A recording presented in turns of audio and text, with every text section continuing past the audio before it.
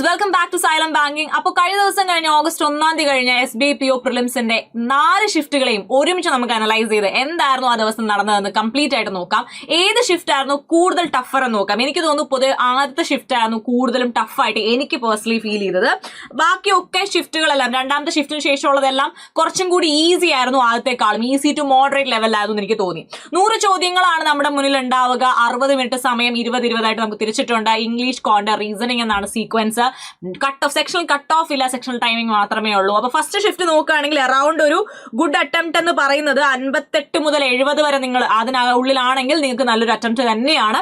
Shift 2ലേക്ക് വരുമ്പോൾ 59-72 ആണ് ഒരു ഗുഡ് അറ്റംപ്റ്റ് എന്ന് പറയുന്നത്. ഷിഫ്റ്റ് 3ൽ 60-72, ഷിഫ്റ്റ് 4ലും 60-72. കാരണം എന്താണ്, ഇങ്ങോട്ടും മാറുമ്പോഴത്തേക്ക് നിങ്ങൾക്ക് ഡിഫറൻസ് മനസ്സിലാവും. ബിക്കോസ് ഈസി ടു മോഡറേറ്റ് ലെവലിലേക്കാണ്. അത് കുറച്ചും കൂടി ഫസ്റ്റ് ഷിഫ്റ്റിനേക്കാളും എളുപ്പമായിരുന്നു സെക്കൻഡും തേർഡും ഫോർത്തും.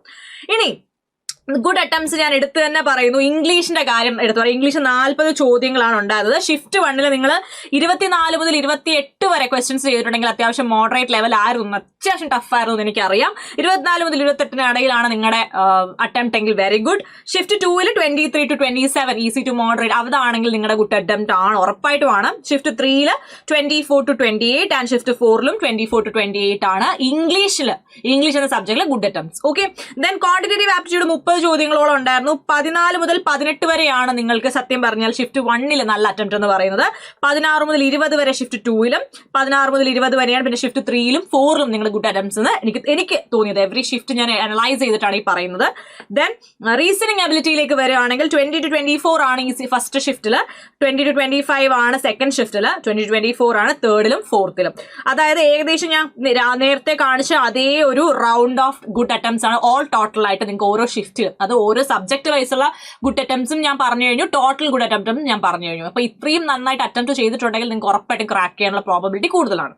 ഓക്കെ, RCയും ക്ലോസ് ടെസ്റ്റും ആണ് എനിക്ക് തോന്നുന്നു ഇംഗ്ലീഷിൽ നിങ്ങളെ കുറച്ച് എന്താ പറയാ ഏറ്റവും നന്നായിട്ട് സഹായിച്ചു. എനിക്ക് most scoring section of the whole day was RC and cloze test.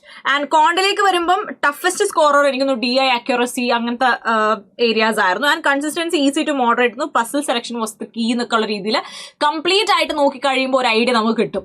മൊത്തത്തിലുള്ള ഷിഫ്റ്റുകൾ നോക്കിയിട്ടാണ് ഞാൻ ഈ പറയുന്നത്, ഒരു ഷിഫ്റ്റ് അല്ല. നൗ ഇംഗ്ലീഷ് ലാംഗ്വേജിലേക്ക് നമുക്ക് ഷിഫ്റ്റ് വൈസ് ടോപ്പിക്സിലേക്ക് വരാം. ഫസ്റ്റ് ഷിഫ്റ്റിൽ നിങ്ങൾക്ക് photography, museum, London kind of related ആയിട്ടുള്ള ഒരു RC ആണ് ഉണ്ടായിരുന്നത്. Then cloze test, error spotting, parajumble, double filler, phrase replacement, word replacement, sentence rearrangement, word usage.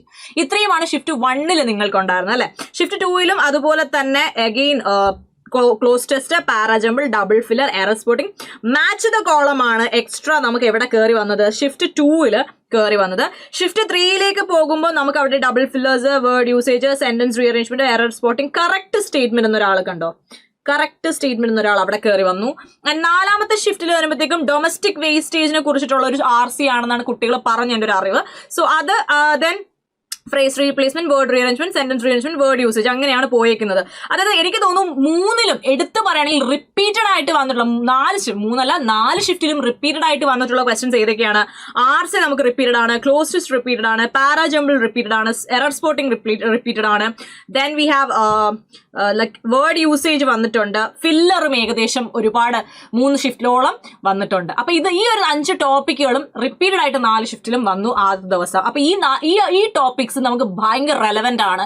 അതിന് ഏതൊരു പരീക്ഷ വന്നാലും PO ലെവലാണെങ്കിൽ ഈ ഒരു 5 ടോപ്പിക്കിൽ നിങ്ങൾ വീക്ക് ആണെങ്കിൽ നിങ്ങളുടെ സ്ട്രെങ്ത് കൂട്ടിയിട്ട് മാത്രമേ പരീക്ഷയ്ക്ക് പോകാൻ പാടുള്ളൂ. ഓക്കെ, അതിനുശേഷം നമുക്ക് കോണ്ടിലേക്ക് വരാം. ഷിഫ്റ്റ് 1ൽ arithmetic problem, table, DI, males and females ഒരു ടേബിൾ ഉണ്ടായിരുന്നു. പിന്നെ ബാർഗ്രാഫ്, DI ഉണ്ടായിരുന്നു, കാസ്ലെറ്റ് ഉണ്ടായിരുന്നു, ക്വാഡ്രാറ്റിക് ഇക്വേഷൻ. ഷിഫ്റ്റ് 2ലേക്ക് വരുമ്പോൾ അരിത്തമെറ്റിക് പ്രോബ്ലം, അഗെയിൻ ബാർഗ്രാഫ് ഉണ്ടായിരുന്നു, ലൈൻ പ്ലസ് ടേബിൾ, കാസ്ലെറ്റ് ഉണ്ടായിരുന്നു, ക്വാണ്ടിറ്റി ബേസ്ഡ് ക്വസ്റ്റ്യൻസ് ഉണ്ടായിരുന്നു. അതാണ് നമുക്ക് എക്സ്ട്രാ സെക്കൻഡ് ഷിഫ്റ്റിൽ പുതുതായിട്ട് വന്നൊരു ക്വസ്റ്റ്യൻ. മിസ്സിംഗ് നമ്പർ സീരീസും ഉണ്ടായിരുന്നു. Then arithmetic problem, again double pie chart വന്ന ഷിഫ്റ്റ് 3ലാണ്. ദെൻ അഗെയിൻ ഷിഫ്റ്റ് 4ലേക്ക് വരുമ്പോഴും പൈ പ്ലസ് ടേബിൾ, അപ്രോക്സിമേഷൻ ഉണ്ടായിരുന്നു, ഡേറ്റ സഫിഷ്യൻസി ഉണ്ടായിരുന്നു. അപ്പം ഡിഫറൻസ് കണ്ടോ, ഷിഫ്റ്റ് 4 തമ്മിലുള്ള ഡിഫറൻസ് ഏകദേശം ഒരേപോലെ എനിക്ക് തോന്നുന്നു. അരിത്തമെറ്റിക് പ്രോബ്ലംസ് ആണ് ഒരേപോലെ റിപ്പീറ്റഡ് ആയിട്ട് വന്നത്. അതും 11, 12, 10 എന്നുള്ള രീതിയിലാണ് അരിത്തമെറ്റിക് പ്രോബ്ലം ക്വസ്റ്റൻസ് വന്നത്. അപ്പോൾ ആ ഒരു ഏരിയ നിങ്ങൾക്ക് നല്ല സെറ്റ് ആണെങ്കിൽ കുറേ മാർക്ക് നിങ്ങൾക്ക് അവിടെ ഉറപ്പായിട്ടും കൂട്ടാനായിട്ട് സാധിച്ചിട്ടുണ്ടാവും അല്ലെ. ഇനി റീസണിങ്ങിലേക്ക് വരാം. റീസണിങ് നോക്കുമ്പോഴത്തേക്കും മന്ത് ബേസ്ഡ് പസിൽ, കുറെ പസിൽ ക്വസ്റ്റ്യൻസ് ഉണ്ടായിരുന്നു. പിള്ളേരൊക്കെ പറയുന്നുണ്ടായിരുന്നു പസിലായിരുന്നു മിസ് ഏറ്റവും കൂടുതൽ. അതെനിക്ക് ഷിഫ്റ്റിന്റെ അനാലിസിസ് ആകുമ്പോൾ നിങ്ങൾക്ക് തന്നെ മനസ്സിലാവും. Month based puzzle, floor, flat puzzle, circle seating, category puzzle, designation puzzle, അങ്ങനെ. ഷിഫ്റ്റ് 2ലേക്ക് വരുമ്പോൾ sequence puzzle, floor, flat puzzle, again category puzzle, blood relation. അപ്പം ഫസ്റ്റ് വണ്ണിൽ ബ്ലഡ് റിലേഷൻ ഞാൻ കണ്ടില്ല, പക്ഷെ സെക്കൻഡ് വണ്ണിൽ ബ്ലഡ് റിലേഷൻ ഉണ്ട്. Third one box and stack പസിലൊക്കെ വന്നിട്ടുണ്ട്, ഇനിക്വാളിറ്റി വന്നിട്ടുണ്ട്.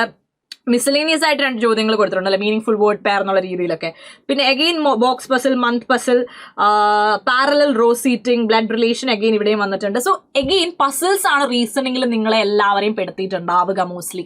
അപ്പോൾ അരിത്തമെറ്റിക്, പസിൽ, RC, അപ്പൊ ഈ ഒരു 3 ഏരിയാസ് ആണ് ഏറ്റവും കൂടുതൽ മുന്നിട്ട് നിന്നത് ഇത്തവണത്തെ ഫസ്റ്റ് ഡേയിലെ 4 ഷിഫ്റ്റുകളിലായിട്ട്, അല്ലെ? അപ്പൊ ഇവരെയാണ് നമ്മൾ ശ്രദ്ധിക്കേണ്ടത്. അപ്പൊ എന്താണ് നമ്മൾ ഈ ദിവസം പഠിപ്പിച്ചത് എന്ന് നമുക്ക് നോക്കാം. What the day taught us, എന്താ നമ്മളെ പഠിപ്പിച്ചത്? അതായത് ഇംഗ്ലീഷ് എന്ന് പറയുന്നത് നമുക്ക് വളരെ ഇമ്പോർട്ടന്റ് ആണ്.